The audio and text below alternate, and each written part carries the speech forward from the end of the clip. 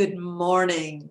I'm the Reverend Denise Gouch. My pronouns are she, her, and it is my pleasure to welcome you to worship.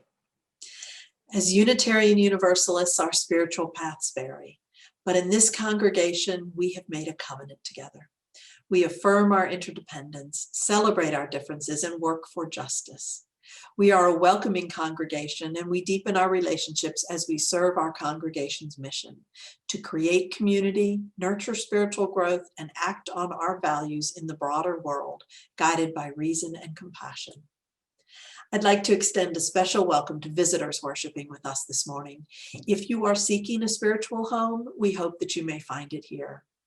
If you have questions about our congregation, please contact me. You will find my email address in the staff directory under Contact Us on our website, and I would love to hear from you. If you're joining us for the live broadcast of this service on Webinar Jam, won't you please say hello in the chat? We love knowing you're here. Webinar Jam worshipers will notice buttons appearing now and then to direct you to helpful resources such as the order of service, ways to give, and the social hour following the service. Those of you joining us on Facebook and YouTube can find this information in the worship portal on our website, firstuunash.org. We are so glad to have you all worship with us. My name is Jay Tiefenbrunn, my pronouns are she, her, and I'm very pleased to be your Director of Music Ministries. Our gathering song this morning is by Unitarian Universalist composer and singer-songwriter Jim Scott. Please join Karina Daza in singing Gather the Spirit.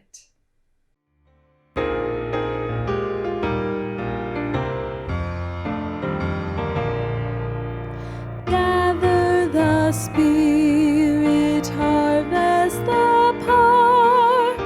Our separate fires will kindle one flame. Witness the mystery of this hour.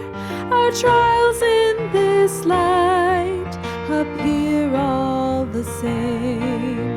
Gather in peace, gather in thanks, gather in sympathy now and then, gather in hope, compassion and strength, gather to celebrate once again. Gather the Spirit of heart and mind, seeds for the sowing are laid in store, nurtured in love and conscience refined, with body and spirit united once more. Gather in peace, gather in thanks, gather in sympathy now and then, gather in hope, compassion and strength, gather to celebrate once again. Gather the Spirit growing in all, drawn by the moon and fed by the sun, winter to spring and summer to fall, the chorus of life resounding as one. Gather in peace, gather in thanks, gather in sympathy now and then, gather in hope, compassion and strength, gather to celebrate once again.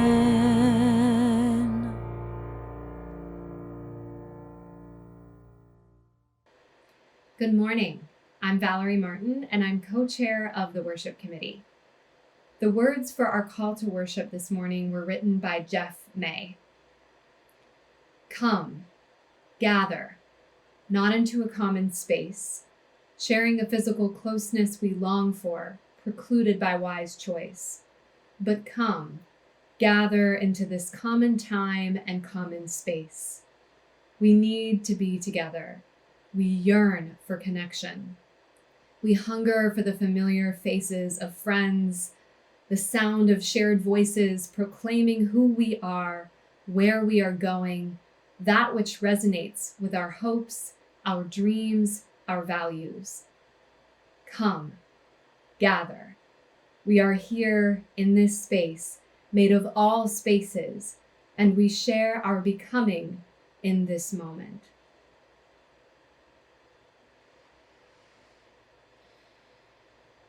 The words for the Chalice Lighting were written by Laura Thompson.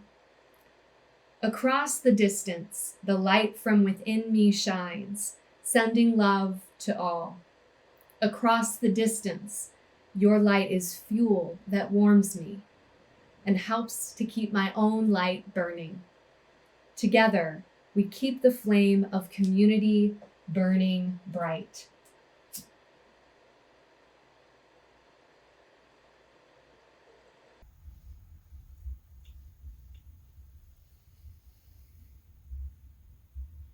Good morning. I'm Marguerite Mills, your Director of Lifespan Religious Education, and my pronouns are she, her. This morning, especially since the holidays will be so different this year, I thought that we might set our Thanksgiving table together. So let's begin by taking in a deep breath.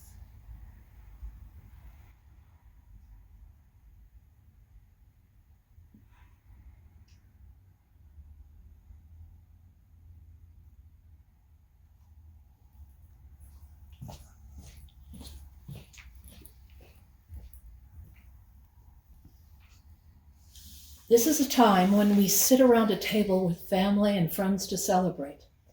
And when I say Thanksgiving table, most of us imagine a dining room table laden with the turkey or tofurkey, mashed potatoes, gravy, that green bean casserole with the crunchy onions on top, at least one version of cranberry sauce, and maybe a pumpkin pie or two, right? But as we all know, Thanksgiving is about more than food. It's about giving thanks. What if a Thanksgiving table wasn't just that table that we set on the fourth Thursday in November? What if a Thanksgiving table is any place where you slow down for a little bit to reflect on all the gifts in your life, to be grateful? What if a Thanksgiving table is shared on Zoom and still you can find ways to be grateful? If so, then many places can be a kind of Thanksgiving table. A walk in the woods on a bright autumn day, a comfy chair in front of a crackling fire, or even sitting here in our separate homes, but still together in this beloved community. As we sit here in quiet and reflect about gratitude, it's good to remember that giving thanks isn't necessarily about cataloging all the things in your life that make you happy. It's that the act of giving thanks makes us pay attention to our lives, to our families, to our communities, to the things in our hearts that have value and meaning, and ultimately to feeling fulfilled. Giving thanks comes first. Then gratitude begets contentment. In many homes, the kitchen table always seems to end up as the center of family life, whether that family is biological or chosen. It's a place where meals are shared, homework is done, projects are constructed, laptops are set up, bills paid, important conversations take place. It's a place where you can sit down, relax, look your loved ones in the eye as they sit across from you, and share not only food, but conversation, ideas, and love. I invite you now to reimagine not just this worship service, but your whole life as a process of setting a Thanksgiving table and inviting others to join you. We start with laying down a clean tablecloth. Everyone knows that when you eat, sometimes there are spills, sometimes there are crumbs. So we need to be able and willing to give ourselves a fresh start. Otherwise, we'll be constantly stuck in the middle of a mess. We lay down a clean cloth in our lives whenever we take a deep, cleansing breath and look at the world with new eyes. We lay down a clean cloth whenever we forgive someone who has hurt us. We lay a clean cloth whenever we forgive ourselves for making mistakes. We lay down a clean cloth whenever we let go of anger and resentment. We lay down a clean cloth and prepare our hearts and our minds for new insight and the gifts that come from different perspectives. We also add a chalice to our table. It is dear in part because it was made by a longtime member of this congregation. It reminds us of the light of life and love that lives in every heart. We are Unitarian Universalists, and the light reminds us of our church home and the people, those here today and those no longer with us, who share our values and our faith.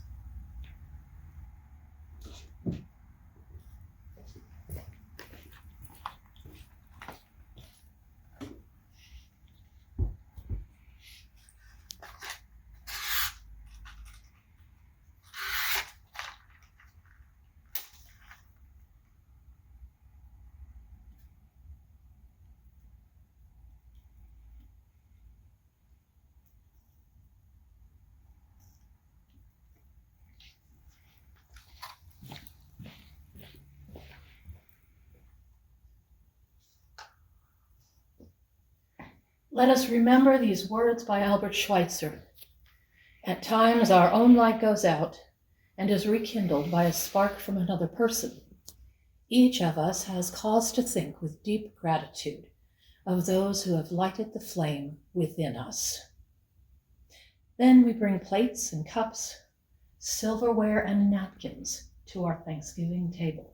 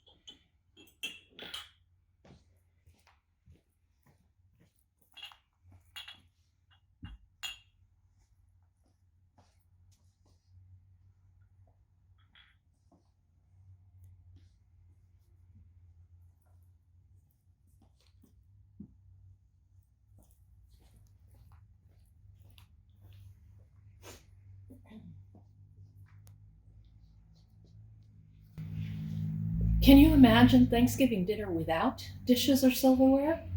It would be a terrible mess. The plates and cups, the silverware and napkins, they symbolize all the ways in which we quietly and unremarkably go about the business of maintaining and sustaining our lives.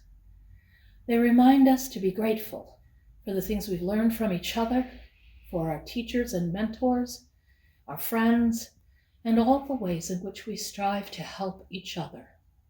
And then, before Thanksgiving begins, we pause to collect ourselves, to come back to center, to remember who we are and why we are here.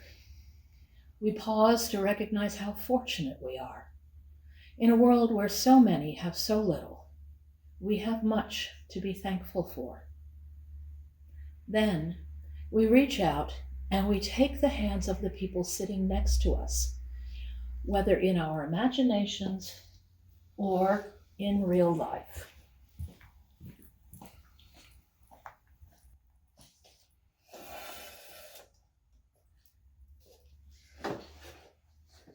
And we say a prayer, one that our children know well. Please repeat after me. We give thanks.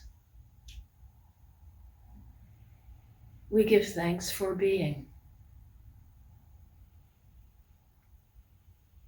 We give thanks for being here.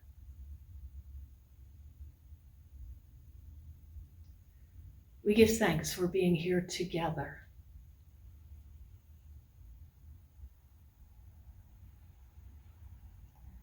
We give thanks for being here together today. So may it be.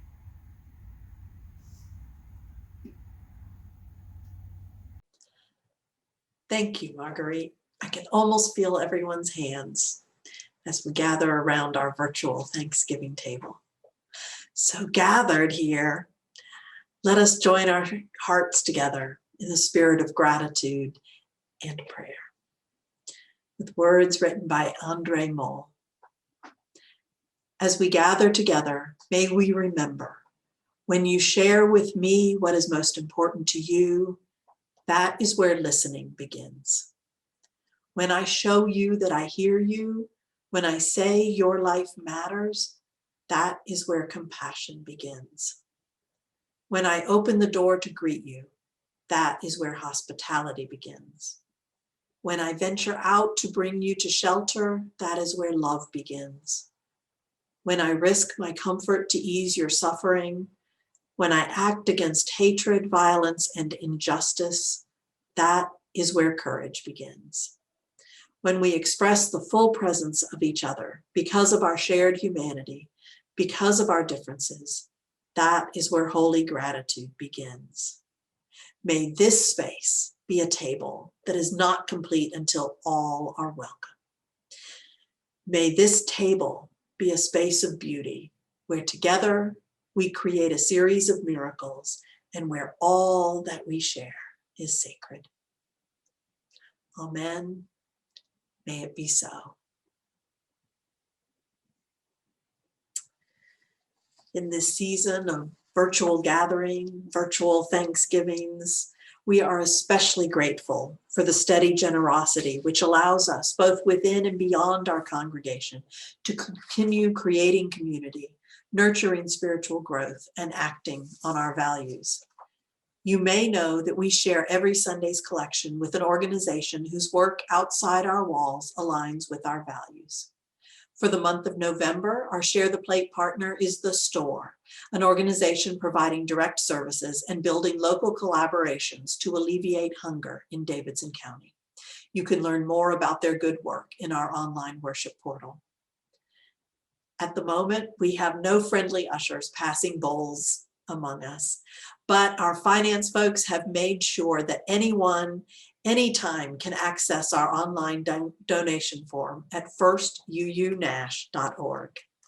As always, your gifts, like your presence here with us, are received with gratitude.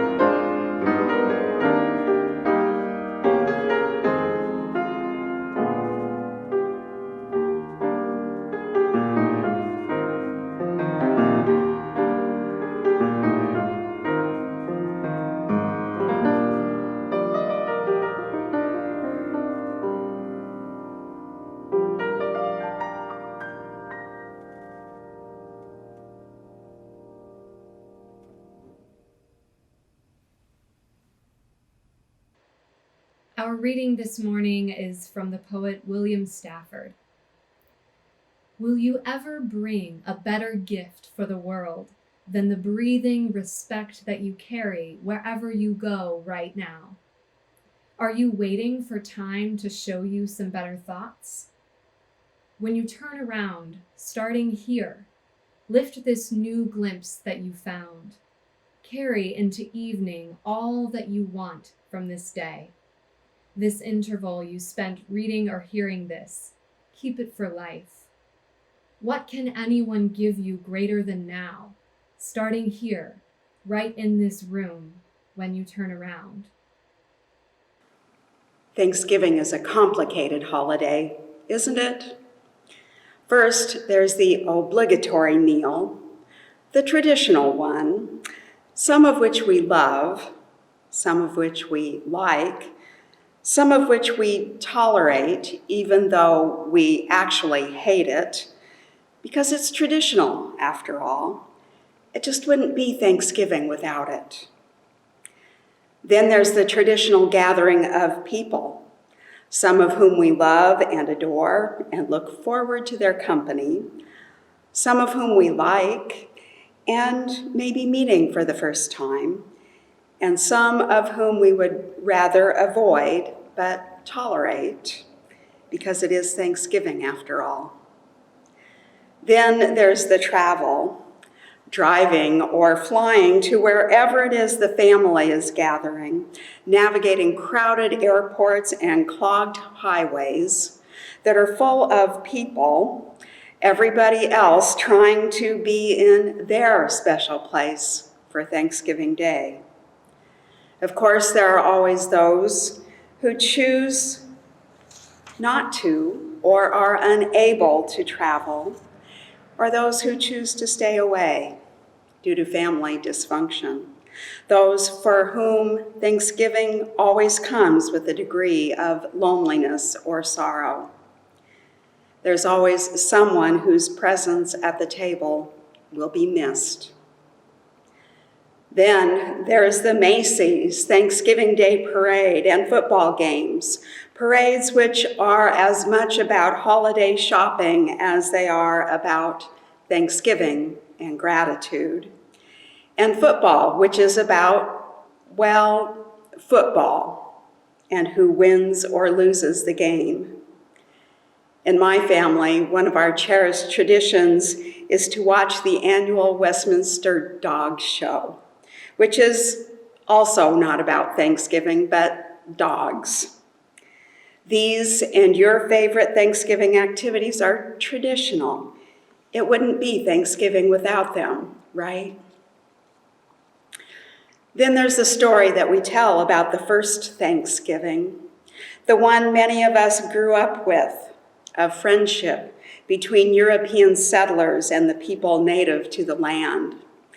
A story that is partly true, but mostly made up to make those in the dominant white culture feel better about a history of colonization, displacement, and genocide.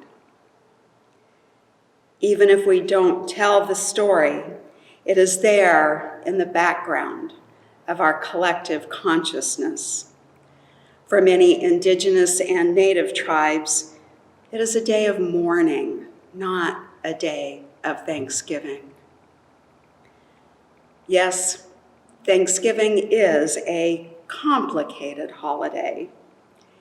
In spite of, or maybe because of its complexity, it endures. There is something compelling about tradition, about keeping what is familiar. What is familiar is comforting. There is something compelling about the collective ideal of setting aside a day, a whole day, for giving thanks. There is something compelling about taking a break from the workaday routines of daily life for some time of fun and celebration. So yes, Thanksgiving, with all its complexity, endures. There's an old saying that what we resist persists. Part of what makes the way we observe Thanksgiving endure may very well be the parts that we resist, the more difficult aspects of what makes the holiday so complex. This different Thanksgiving gives us an opportunity to rethink all that we do, to find those traditions that are worth holding on to and those that can be let go.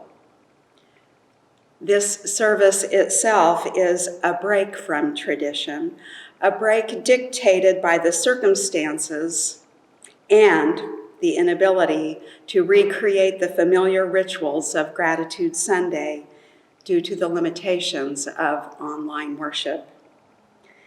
The absence of what was before comes with a feeling of loss, even heartache, feelings that are undoubtedly present in all that we do this Thanksgiving holiday. In this sense, it could be true that absence does make the heart grow fonder. We can consider which examined traditions are worth holding on to, like Gratitude Sunday, one that is in the spirit of what the Reverend Susan Frederick Gray shared in her Thanksgiving message.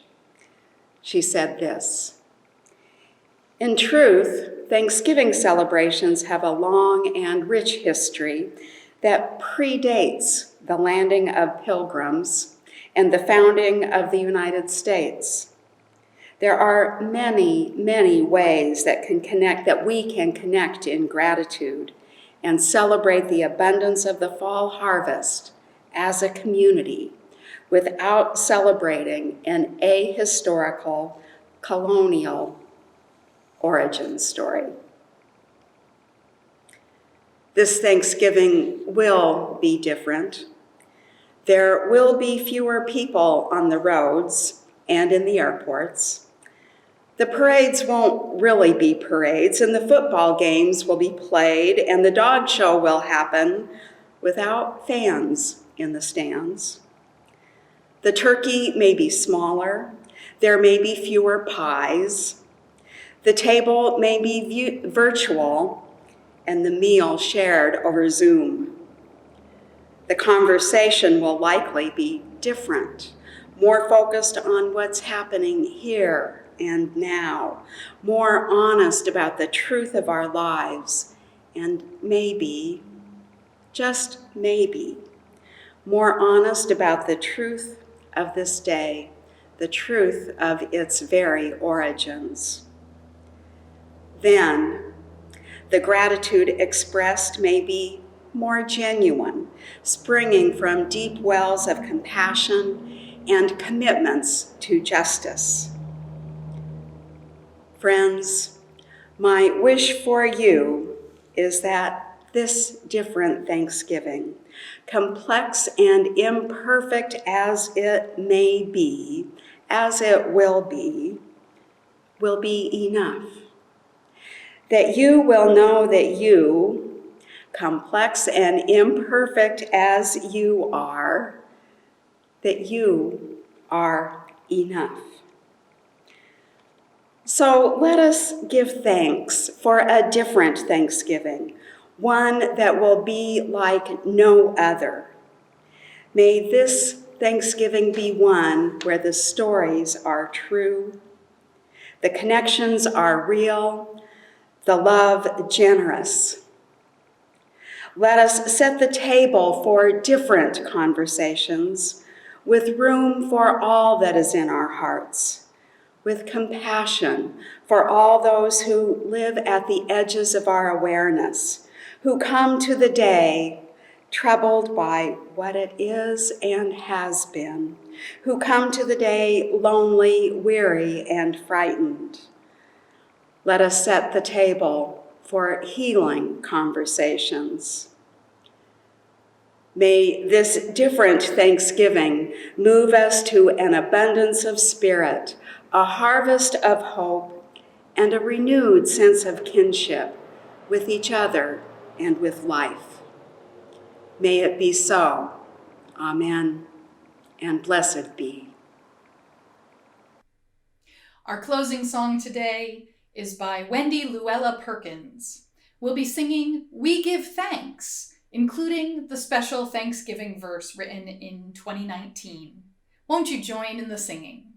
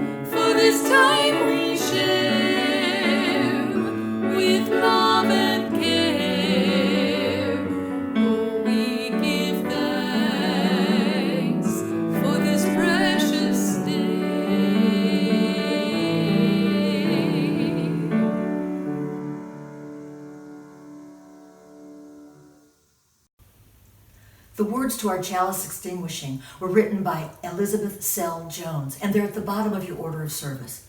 Please join me. We extinguish this flame, but not the light of truth, the warmth of community, or the fire of commitment. These we carry in our hearts until we are together again. The words of the benediction were written by Marta Flanagan. May we be inspired with gratitude for the wondrous gifts that are ours, and be filled with the resolve to share them.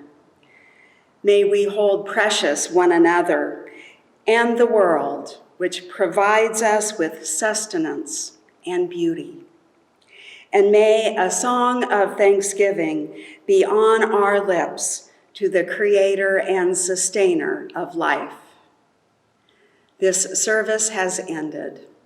May our service to the world continue renewed.